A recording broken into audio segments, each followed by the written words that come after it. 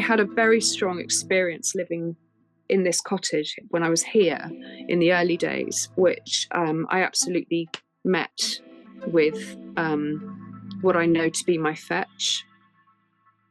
And it was in a dream situation, but it was definitely not a dream. I was definitely journeying out of my body. And cut a long story short, I ended up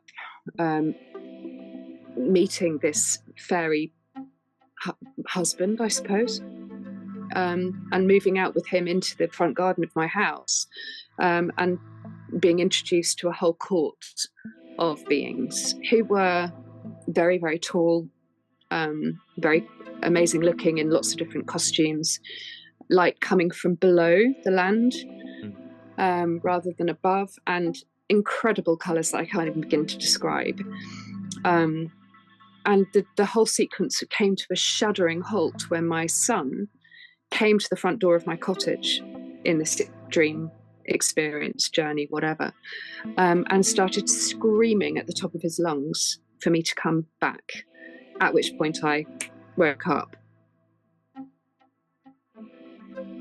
Hello and welcome to the Spirit Box podcast, where we explore folklore, magic, the world of the spirits, and everything in between. Today we're joined by Teila Verch Dywenys.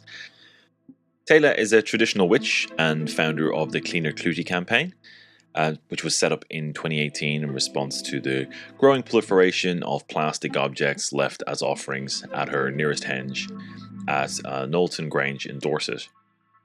Now witnessing firsthand how this trend has become proliferated widely outside the pagan community, fueled by social media and a disconnection from the original practice of clootie hanging.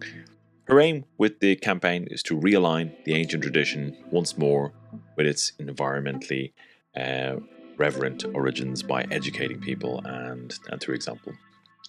And some of this involves clearing away clootie impacted sites and by offering practical, sustainable alternatives to plastic or permanent clooties. We get into the campaign, what clooties are, where the practice came from, and we get into Teila's practice as a witch. And Teila really is an extraordinary witch with a vast wealth of knowledge and experience. And she takes us through her thoughts today on witchcraft, what it means to her, how she became a witch, and goes through some of her extraordinary experiences with the Fae on the land where she lives, and takes us through her work and her views of the Dark Man and the Dark Mother. I was quite excited for this one because the Dark Mother isn't something we've really discussed on the show before. Well, we have discussed it non-directly, I guess, when we talk about the Dark Womb. But yeah, it's a fantastic show, and this is a really good one. There's some great knowledge here. In the Plus show, Teila takes us through how she experiences the Dark Man energy, and we get into what it's like to be kind of ridden by that type of energy, and how sometimes we can be pushed to the side for something else to come through and be expressed through us, be that art or music or something specifically magical. It's interesting stuff, and Teila takes us through a story about meeting her fetch, which is wonderful, and again how kind of she gathered some materia which became very much part of her practice. Really enjoyed this one, and I think you will too. So if you want to hear the Plus show, there's a very simple way to do so. Simply scroll down to the bottom link of the show notes, my link tree, and come and join the Patreon. It's really that simple. There's lots of extra content, essays, a very vibrant Discord with knowledgeable people, and yeah, that's it really. Let's get on with the show.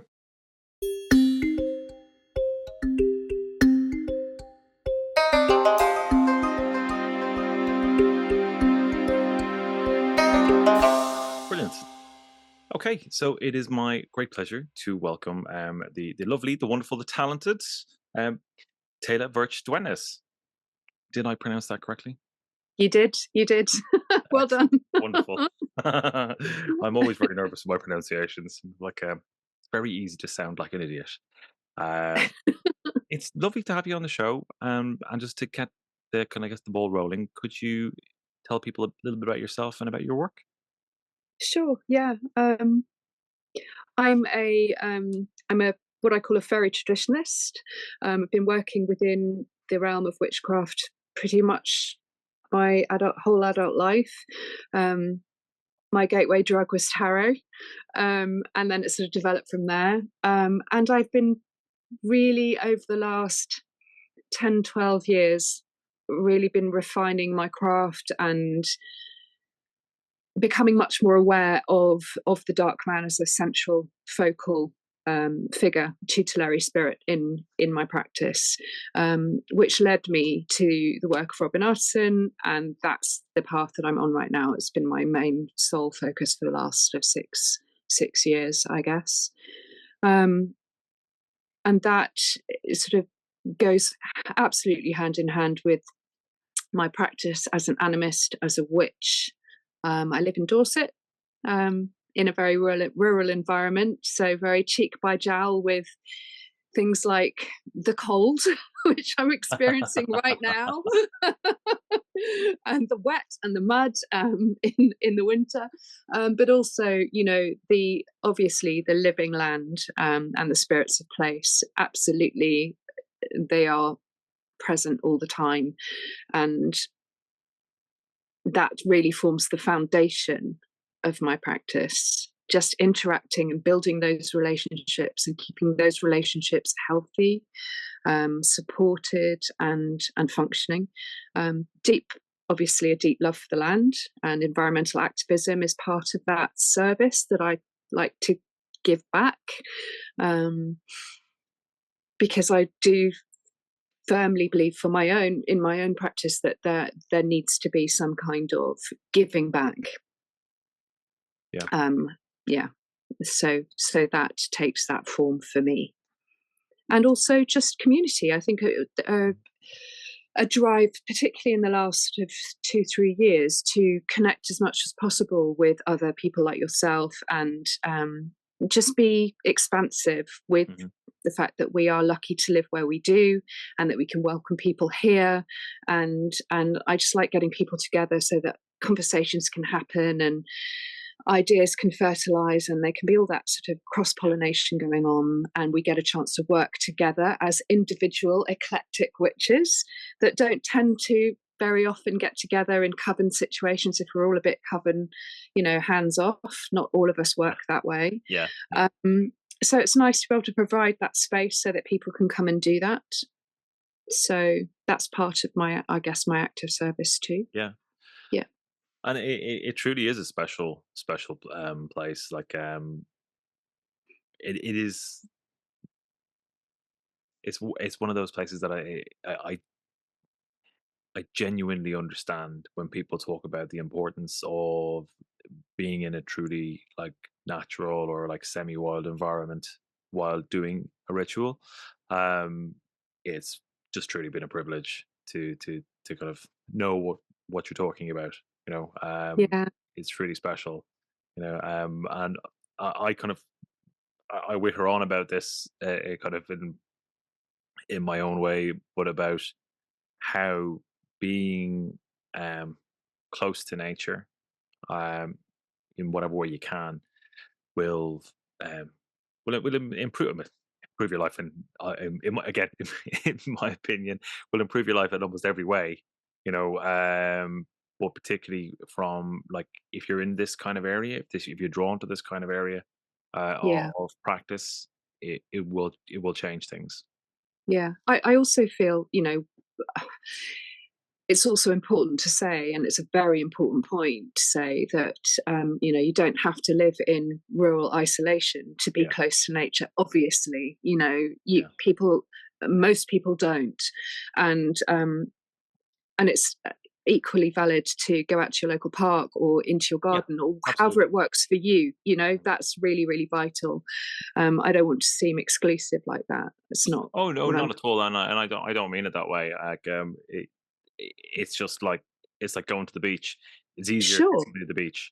If Yeah, yeah, yeah, that's all there is to it. absolutely. You know. I think for me the magic source is really relationship, Mm, and in that is listening, and responding to what you get mhm. told, because here, although I'm surrounded by what I'm surrounded by in terms of rural freedom. I can walk out into the woods and do a ritual right now if I wanted. No one's going to come in.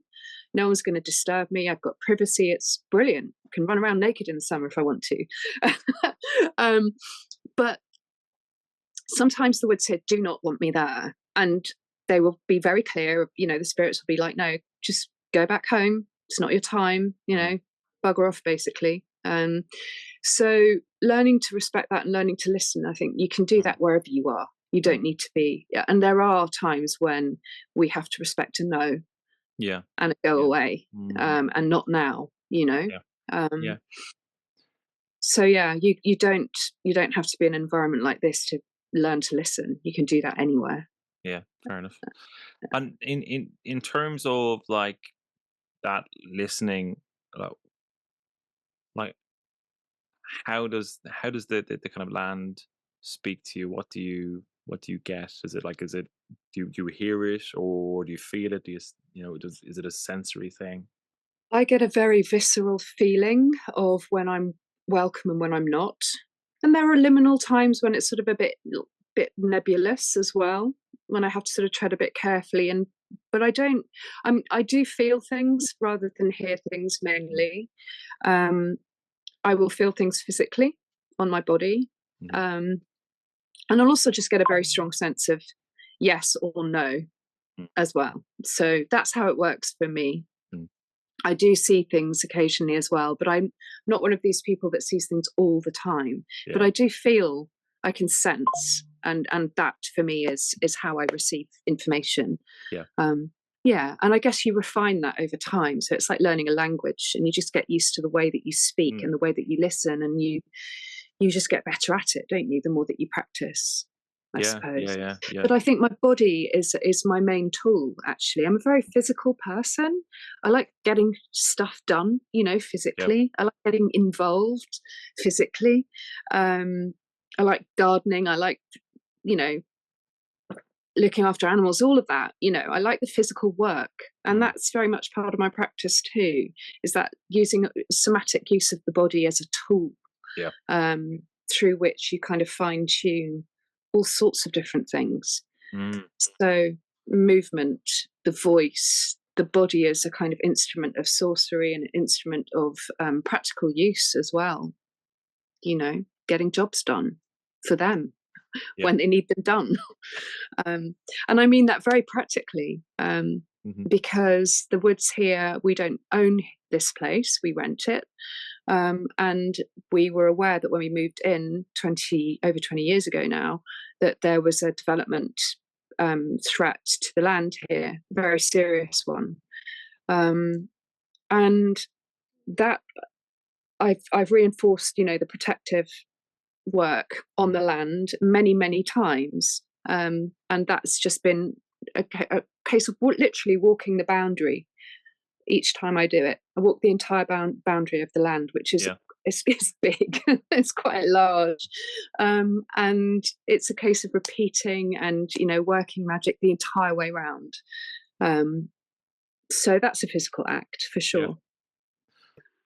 So that's really interesting. So part of the practice is honing that ability to sense, to listen, to understand what's happening. Yeah, and I think that's really what led me. I'm going to jump a few paces on, and I think that's really what led me to start the Clootie campaign. Yeah, was in response to the feeling I got when I went to my local henge, and which I've obviously been going to for the last 20 plus years, and I've been noticing it over that time getting worse and more sort of festooned with stuff that's not breaking down, and it's just collecting and getting slimy and moldy and claggy, and just the feel of it was just so horrible and wrong. I just wanted to do something about it. I found it really, really upsetting, actually. So that's how things speak to me, I suppose. Yeah, in that way. And pulling the thread on that a bit, like, can you tell us about the Clootie campaign? I suppose for some listeners, you might have to explain what a Clootie is. Sure. Okay. So very briefly, the Clootie tradition, it is an ancient practice of these lands, where actually originally centered around sacred springs and wells, where people would go and make votive offerings. They would rip a piece of their clout. That's where the word clootie comes from. A clout is an underskirt or a piece of underclothing, which would be, like an underskirt under your normal, outer layer.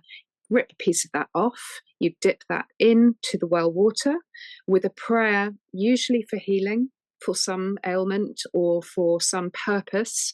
You would appeal to the spirits of place as you dip the clout into the well, and you would hang the rag on a branch to literally to rot. And as that clout rotted, that prayer would be sent to the other world. And it was imperative that that piece of cloth, that rag, was taken from this world into the other in order to be received and work its magic. Right. And the prayers to be heard and answered.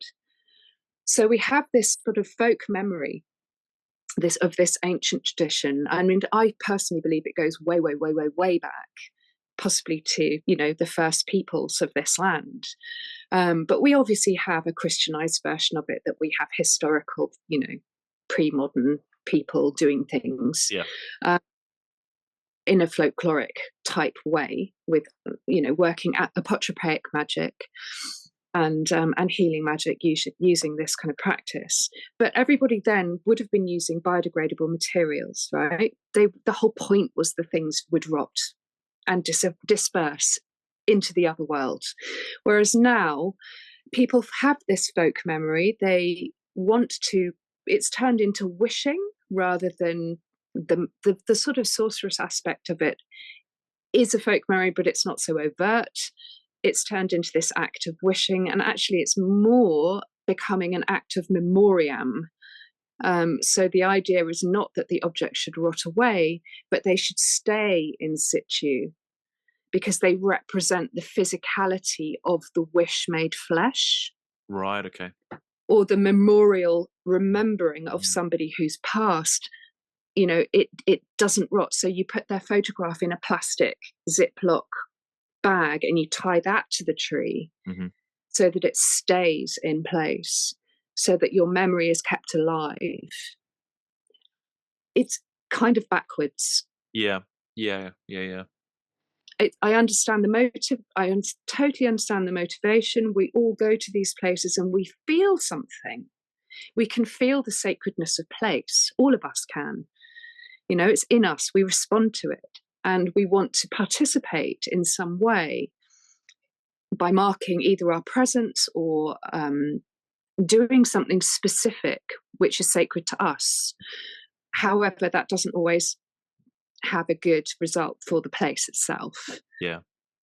And so the Clootie campaign was set up because the rise of, particularly over lockdown, it got really bad and it hasn't really gone back the other way. And to be honest, 5 years before lockdown, it was already awful, and it just got even worse over lockdown, understandably, because so many people were in situations where they were feeling a lot of uncertainty and fright, and people were fearful. It's just got to a point now where it's the Clootie culture of doing this, leaving of objects which are non-biodegradable, has become a real issue. It's now an environmental issue. So the Clootie campaign that I've set up is to try to slowly raise awareness about how we can do things differently in a sustainable way. That's the point. Yeah, that makes an awful lot of sense. And I think you're talking at the Occulture. Is it the Occulture conference in Glastonbury? Yeah, I'm doing a workshop actually. I'm doing a very brief talk and then a big long make a sustainable Clootie workshop. And cool. Ironically, I don't actually ideally I wouldn't want to leave things in situ. I think we can do as much, if not more, by not leaving anything at all and just using our breath or our words, or just pouring water or something that just disperses really harmlessly without leaving a thing. But obviously poppets. There are lots of different ways that you can make objects in a prayerful way, in a sorcerously intentional way, which can work real magic in those places. Mm. And much better to leave something like that than something plastic, or Right. something Okay. that you just have in your back pocket that you just kind of fumble around for when you stumble upon a place. Mm-hmm. I mean, I think a lot of people just think very short term about this kind of thing. It's almost a case of getting to a sacred site and thinking, oh God, what have I got on me at the moment? Oh, this hairband will do. Do you know what I mean? Instead of thinking about it beforehand, going prepared with something that you've made and you put a lot of effort and intention into, and then left that as a gift, Right. in a very kind of purposeful manner, in a thoughtful manner. There's a whole world of difference. Yeah, no, that makes a lot of sense. This is probably a really naive question, so please do forgive. Yeah, Crack on. try not to visibly roll your eyes. Um, but do you think the fact that people kind of grew up kind of decorating Christmas trees with tinsel and stuff, that they associate that kind of, this is a special thing for the tree, without realizing that Yeah.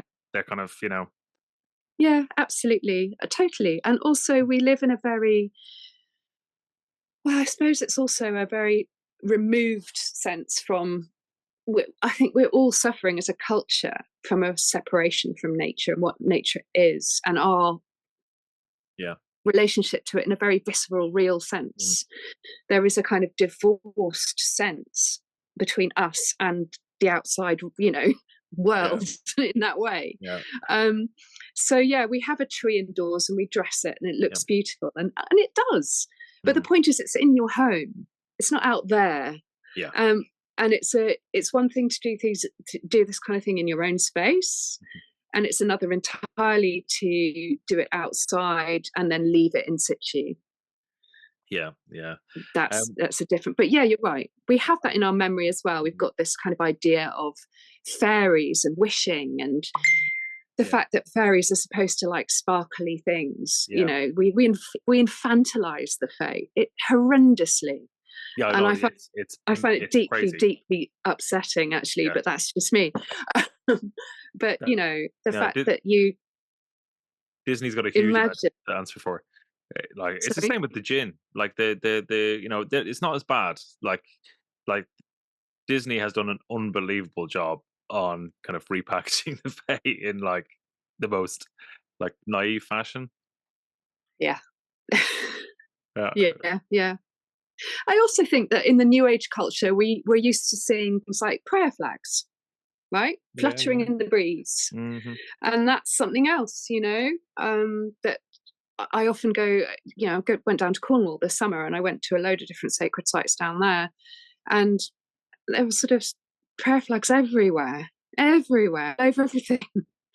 Yeah. Um, and it's part of the same kind of need to kind of almost territorially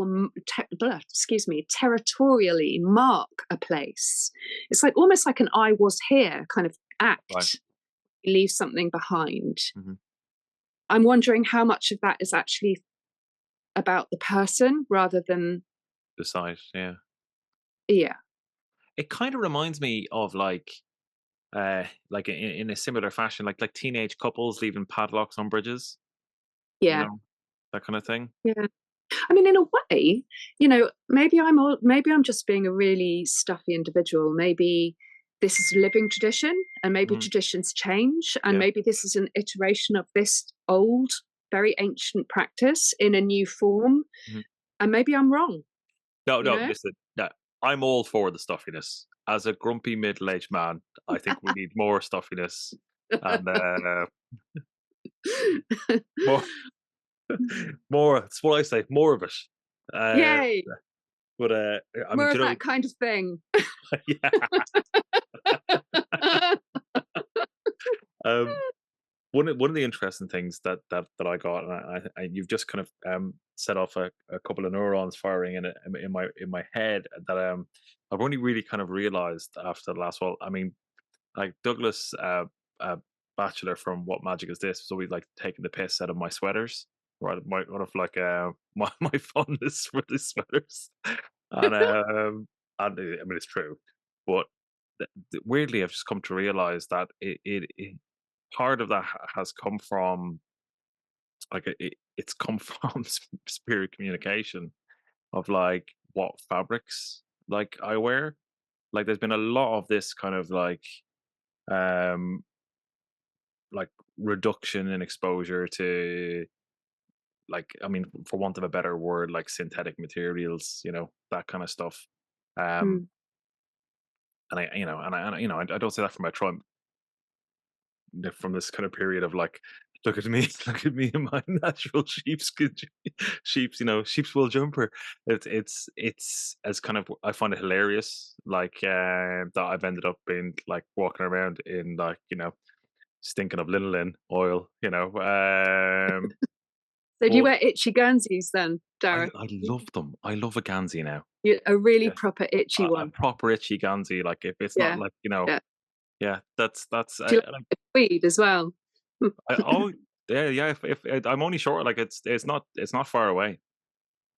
Like My it's partner Dominic loves a bit of tweed, and I yeah. was taking the piss out of him the other day because he had a tweed tie on and a tweed jacket, Nice, and nice. you get double denim, right? He was in twin tweed, Oh, so that's and a the goal gentleman's look. and the goal is to go treble tweed.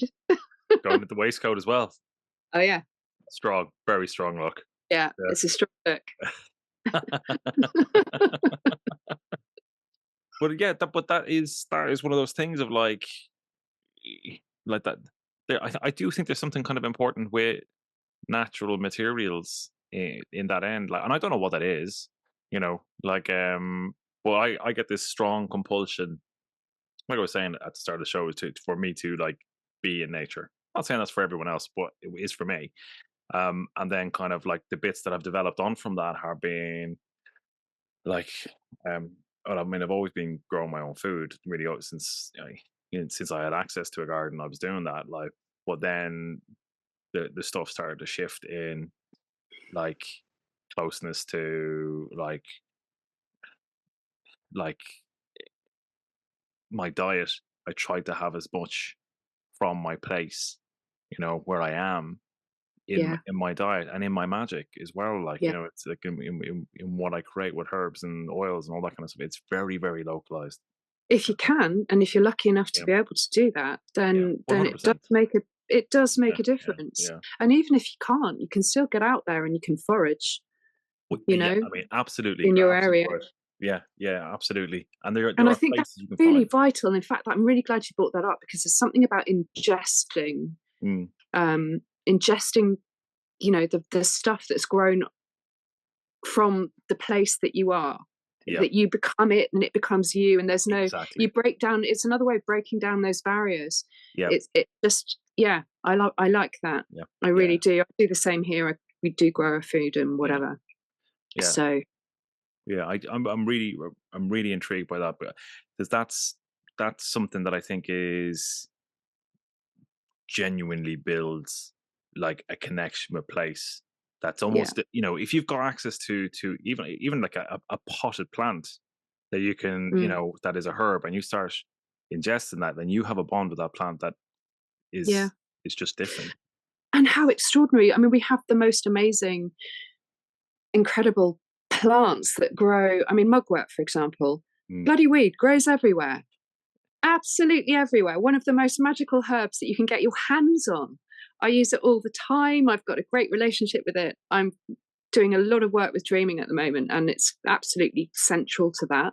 mhm. Um, and so it kind of makes me roll my eyes, and I do have a big eye roll here when I hear about people the new kind of obsession with cacao ceremonies and stuff, Yeah. and the kind of pursuit of ayahuasca. Not that absolutely fine if that's what you want to do, but when it sort of sits on top of and squashes and actually starts to, and I think it does obliterate um, our own knowledge and understanding and relationship with the herbs that we have here. that do similar things. They're not the same, but they do similar jobs. And it frustrates me that there is such an attention and focus on the sacredness of those things rather than the things that we can go out and find here cheaply, easily, simply. A load of these things are urban as well, which makes them even more accessible. I'm so glad you said that, and I must tell you a funny story as well, which is I've been trying to grow mugwort for like a couple of years, right? And I had one completely failed attempt, nothing would germinate, and then last year finally got a couple of plants going. So I ordered like mugwort from eBay, and it arrived, it was growing. I'm like, right, kind of using this in kind of my nighttime tea, and it's like of mugwort family, I could see it, and then I saw the kind of like basically bushels of mugwort that you have, and then I was then in Cornwall a couple of weeks before, and like just absolute masses of it growing by the roadside, like everywhere, super common. Yeah. And went back and looked at what I had, the kind of scrawny plant that I had growing in my garden. No, don't be disparaging the plant. Plant's doing its best, but it wasn't actual common mugwort. It was tarragon, which was part of the mugwort family, right? So I'd be growing bloody tarragon, and then just down the road from me, kind of after kind of starting to recognize common mugwort everywhere. Masses of it. Once you get your eye in, you see it everywhere. Everywhere, yeah. Absolutely everywhere. It's always on field margins in the scrappy bit between the hedge and the crop. And obviously, if it's been sprayed, that's not so good. But loads of times it's on footpaths either side or by the side of roads. Again, you've got to be careful if it's not too leady. Yeah. My favourite patch is there's this fantastic footpath that goes down from Wortham Travis to the sea, and down there at the bottom it's just mugwort each side of the path, and it's clean. There's not a road in sight. Perfect. Yeah, brilliant. And that's that lovely availability and the foraging as well. And it's very special. There's a really, really lovely guy called Fred Gilliam who does foraging. He's based in Avebury, and he does amazing foraging workshops and guided talks and whatever. And he says the first thing that he does when he gets people together, his specialism is fungi.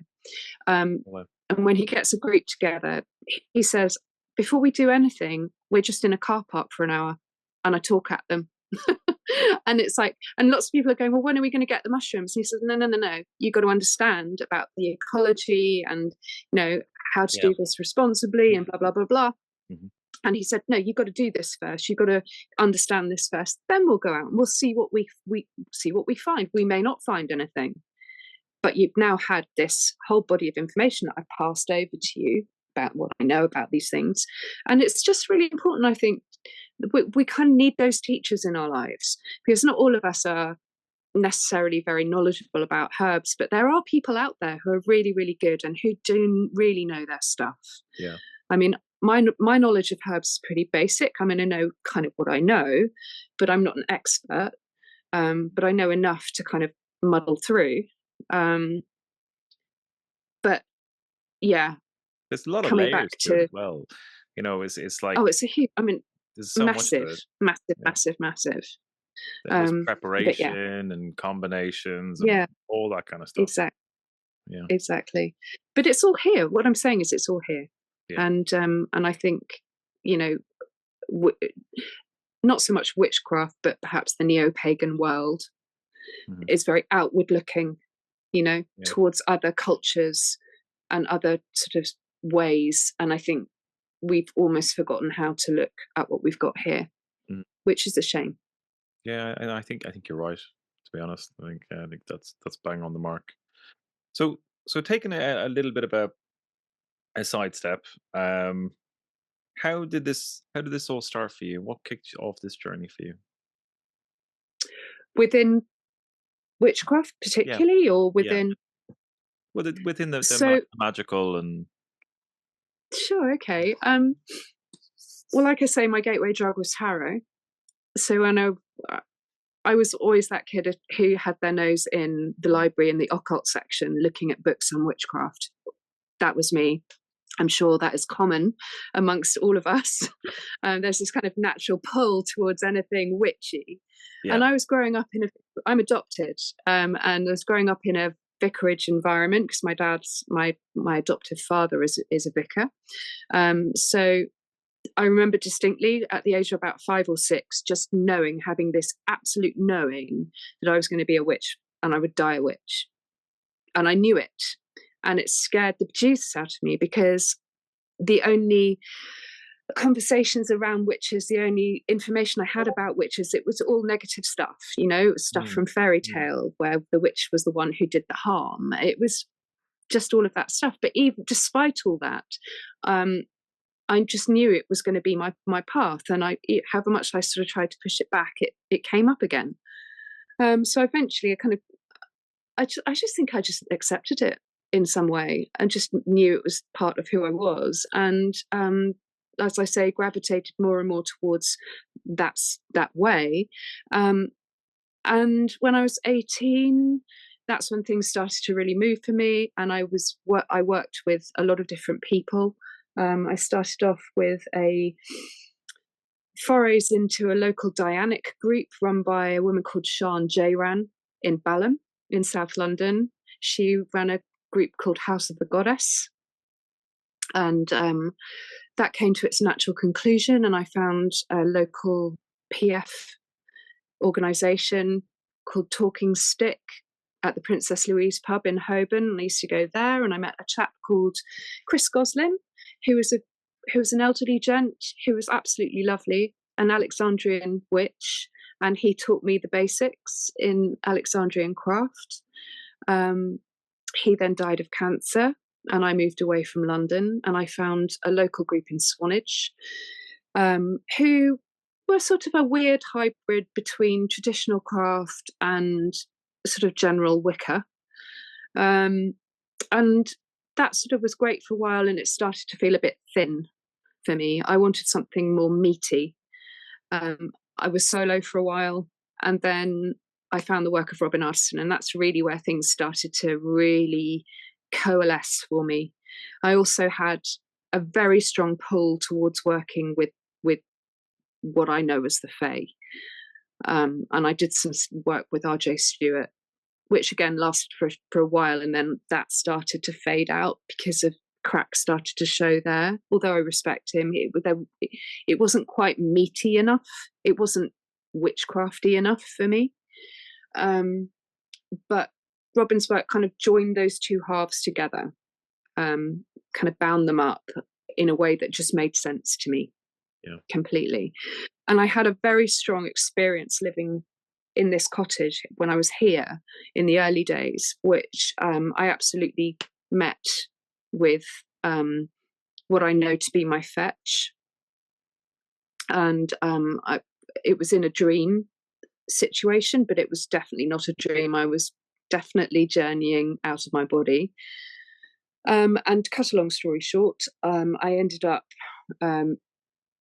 meeting this fairy husband, I suppose, and moving out with him into the front garden of my house, and being introduced to a whole court of beings who were very, very tall, very amazing looking in lots of different costumes, light coming from below the land rather than above, and incredible colours that I can't even begin to describe.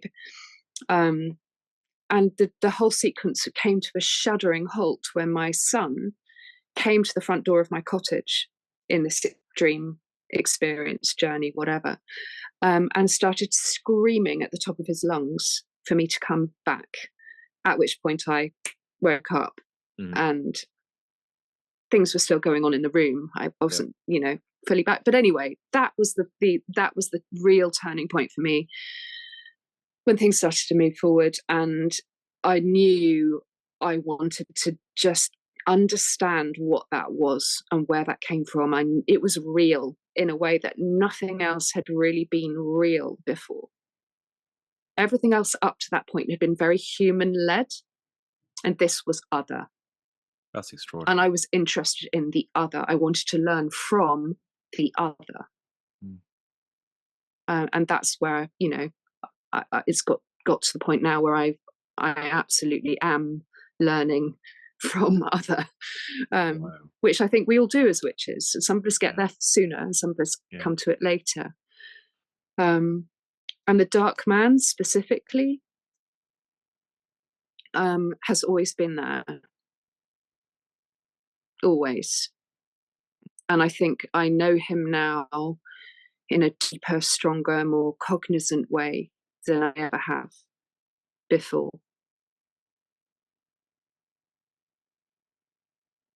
And I think it was that experience which also brought him very vividly front and center as well.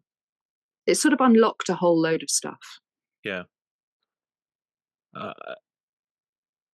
And with the dark man, like, how do you feel his influence has, say, guided your work, your areas of interest? I mean, you may not be able to discuss that, and I totally understand that. I'll discuss it as well as I can. It's difficult somehow to put it into words. He is absolutely my first and foremost tutelary guide and spirit. I mean, I revere him, I honor him. Yeah. And he is my teacher. I think I interact with him in that directly tutelary way, through my spellcraft, through my sorcery, when I actively petition him for certain things. I will wait for a dream. That's the way that we talk. My dream life is massively important to me, and it's the way that I receive confirmation. He comes to me in dreams. I see him in my dreams. I interact with him in my dreams in various different ways. I enacted a very specific pact with him, to him, if you like, asking to be accepted into his company, which he responded to with a very specific dream, where he literally came to me and gave me, sounds ridiculous, but he gave me a job interview. He came to offer me a job. It's like, this is it, do you want it, kind of thing. And he turned up with an assistant. He was wearing a black suit, black hair, dark skin, and he gave me a job interview, quite literally. He had a laptop with him and everything, and a briefcase. It was just very, very unwitchy in a lot of ways. But those kind of dreams, the ones which are slightly incongruent, that I wake up from and think, hang on a minute, what was that all about? And then I think, okay, all the pieces drop. Those are the dreams I trust the most, in a way. Okay. Because they're not obvious always. You have to work at them, but the meaning is there. And it's very strong. And those dreams that I have are always super clear, and I remember everything. And he interviewed me, like I said, and he showed me. I asked him what the job was, because I wasn't actually quite sure what I was signing up for. And he flipped the computer screen round and he showed me the screen, and he showed me my hands on the screen, just a pair of hands like this. And he said, you will serve me with your hands, your two hands. And I think that's very true. I've spoken to you before about being physical, about making things happen in this world, this breathing world, joining things together, making stuff happen, doing things. And I think that's part of what I do for him, maybe. Right. That's extraordinary. That, for some reason, that made me really emotional when you were talking about him. Yeah. I mean, he's so important to my practice. vital, he's central. And I think of him very much as the serpent in the garden, the giver of knowledge. Yeah. I think of him as the guardian at the center of the labyrinth. Yeah. You know, who challenges you before you're given access to the mystery. Yeah. You know, you pass into the presence of her. And I think of him as her lover, her partner, her son, her protector, all of those things. But she stands behind him as this vast mystery, vast mystery. And there's something to me personally that is more approachable, maybe a little bit more immediate about the relationship I can have with him. And it's through that relationship with him that I can touch on that relationship with her. Mm-hmm. And it's not to say that I don't revere her. I do. Yeah. Massively. She stands behind everything, underpinning everything. But he's the face that I can interact with, that mediates to her, if you get what I mean. Yeah. And I think of him as the father of witches, you know, the instructor of our arts and our ways, the teacher of the craft. That what you were speaking to about learning the language of dreams, and those kind of ones that really punched through, really resonated. And it seems to be, for a lot of people, that's how he, you know, first materializes, or first appears in one's life, through those dreams. You know, other people get it, visionary experiences, and, you know, even kind of more disruptive it's apparitions, even, you know, some people get. But definitely dreams seem to be his domain, or most. I think it's a natural state for us to experience, you know, that relationship, because it is a state where we are other. Yeah.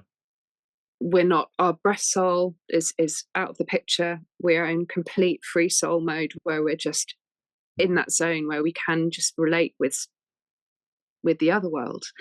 There's I mean, talking about this period over solstice, the wolf nights there were a very potent dreaming time for me and the people that I was working with, specifically on a dream project over that period.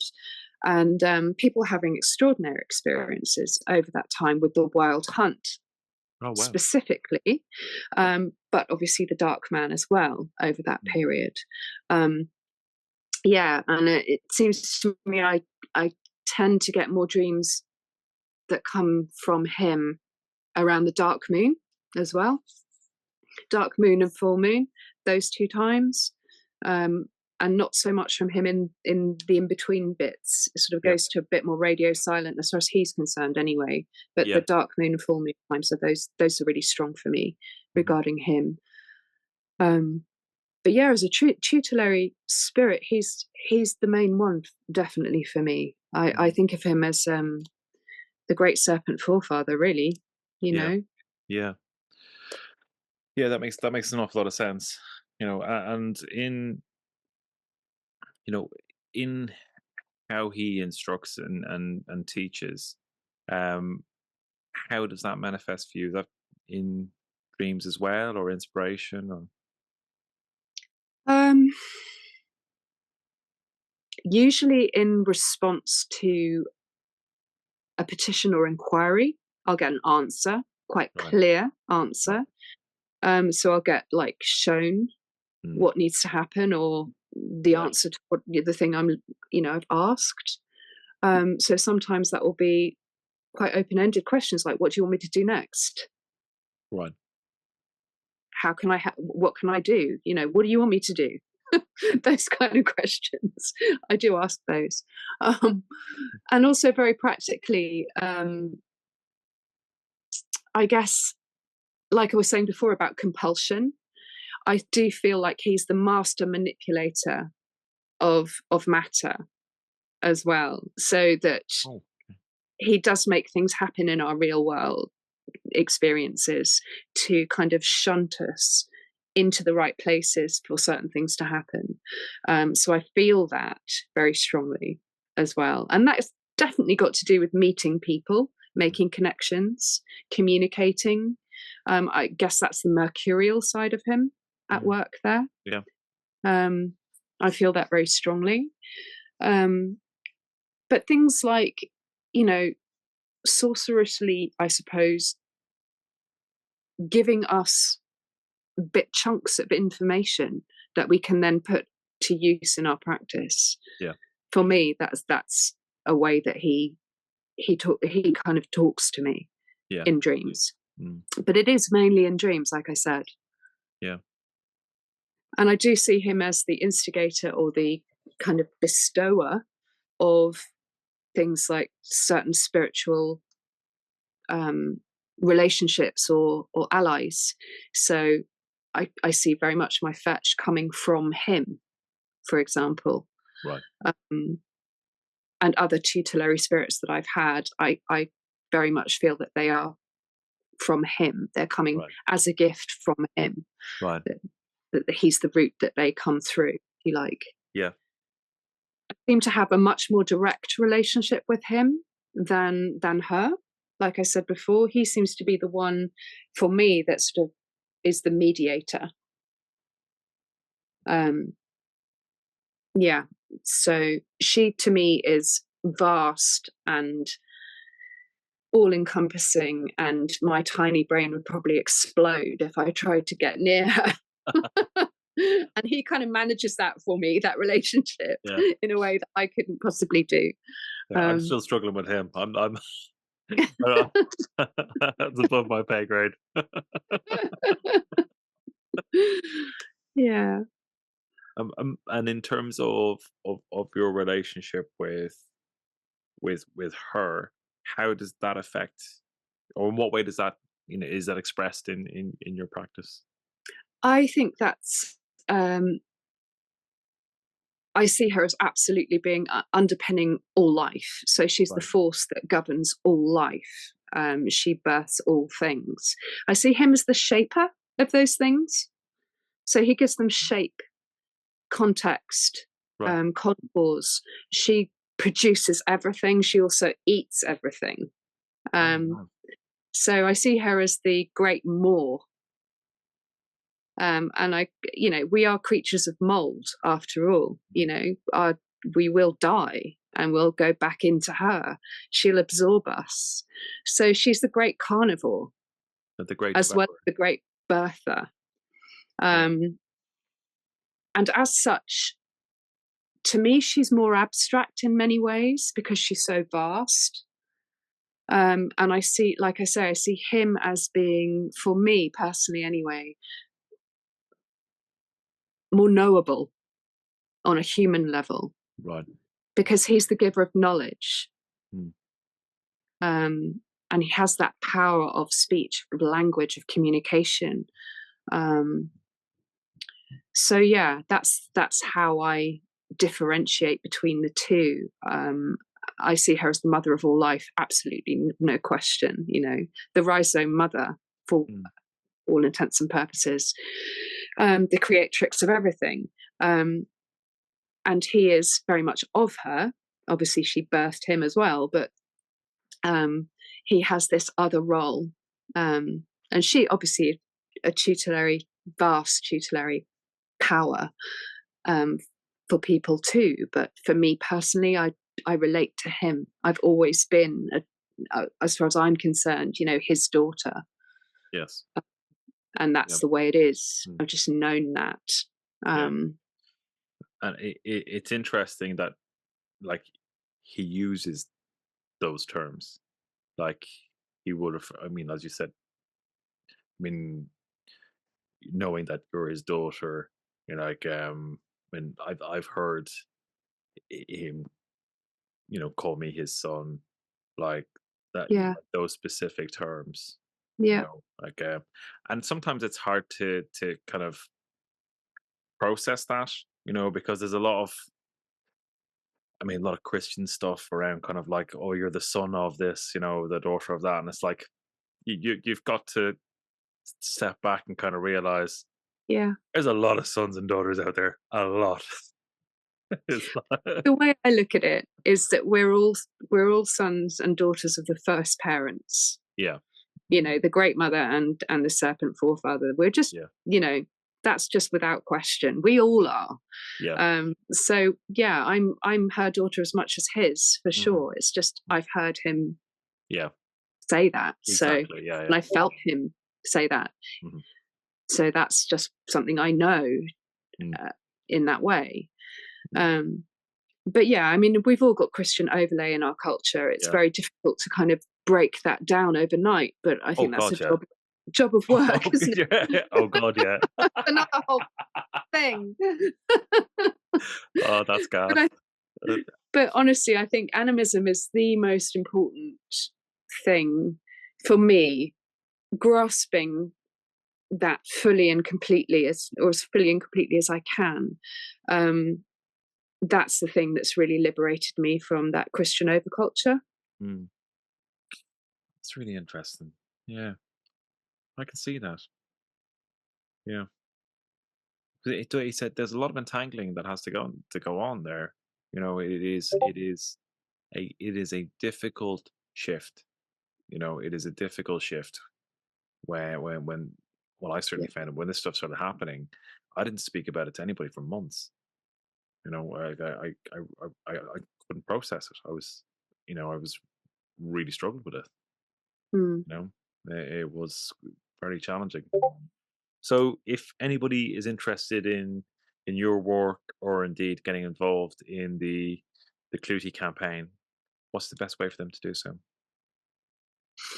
So the Clootie campaign is really based over on Instagram, and just at Clootie campaign, Cleaner Clootie campaign.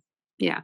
I can WhatsApp, I can send that to you, the link, whatever.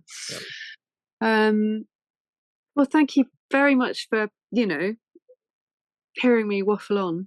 Not at all. Thank you for listening to me waffle on. Look, it's been a real pleasure. Thank you very much so nice much. to see you. And lots of love. You too. Take care. Bye-bye. Bye.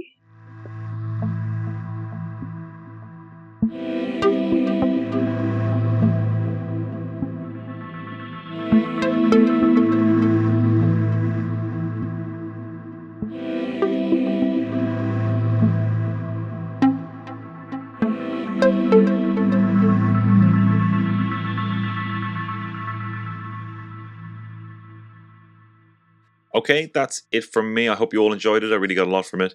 I'm going to leave it there. I'm Dara Mason, and you've been listening to The Spirit Box. Take care and talk soon.